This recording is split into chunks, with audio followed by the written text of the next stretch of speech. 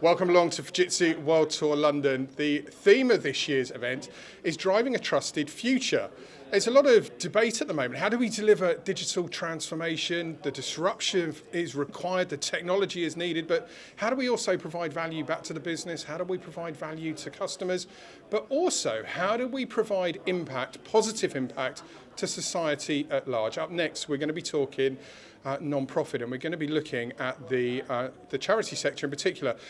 In January of this year, Fujitsu voted for Autistica to become the charity of choice for Fujitsu for the ensuing 2 years. It's a charity close to many employees' hearts, whether they're autistic themselves or affected by autism through family and friends. I'm delighted to say, joining us to talk about the partnership and the impact that it's having between Fujitsu and Autistica is Craig Hall, who's the head of corporate charity partnerships here, Fujitsu UK and I, Martin Russell, design lead, digital transformation here at Fujitsu, and Jeannie Chambers, director of fundraising at Autistica. Thank you all for coming along.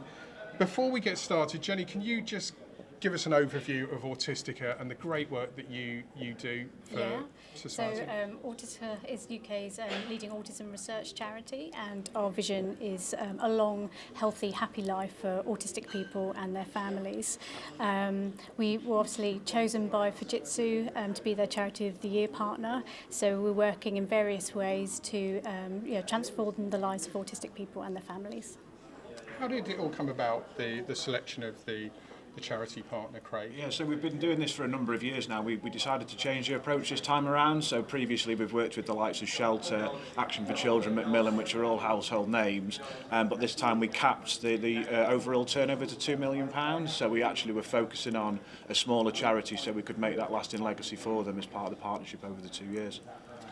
I'm keen to understand about the technology, how this can impact Autistica. What are we going to see over the next 2 years?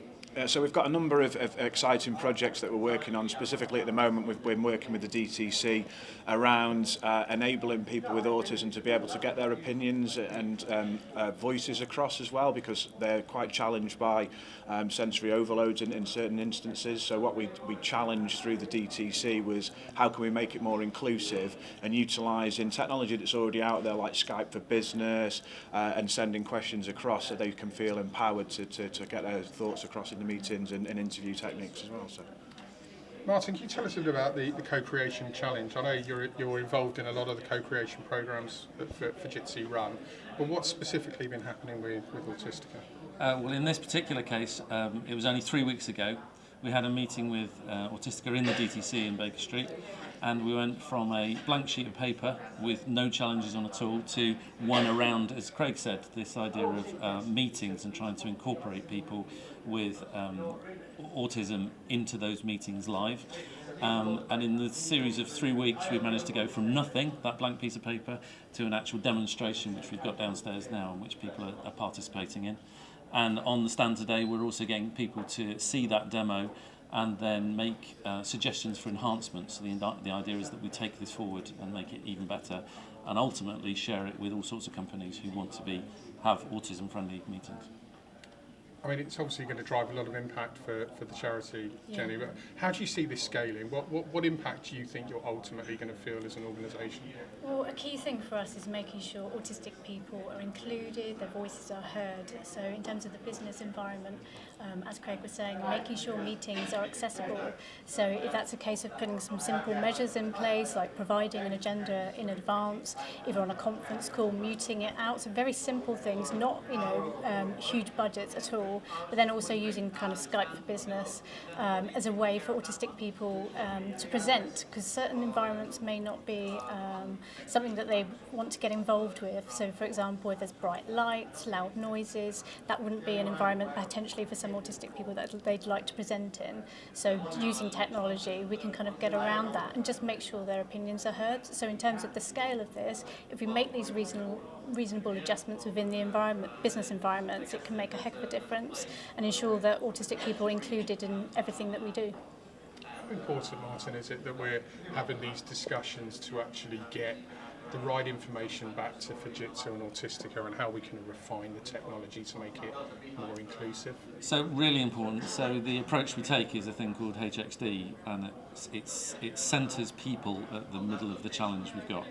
and it's by investigating that challenge deeply and understanding the ramifications it has on the people who are affected by it, is what really makes the solution that we ultimately come up with resonate, but important and effective when we finally deploy it.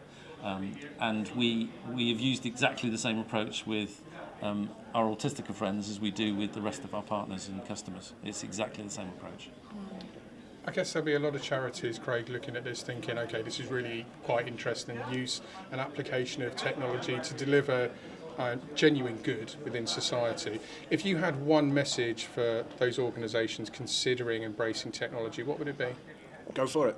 It's so simple to implement, and it makes such a lasting impact for the people around. Just generically for us as well, like Martin was saying, the agendas, it's just basic stuff really. And to me, the difference that it can make and the inclusivity to an organisation is huge. So yeah, just go and do it.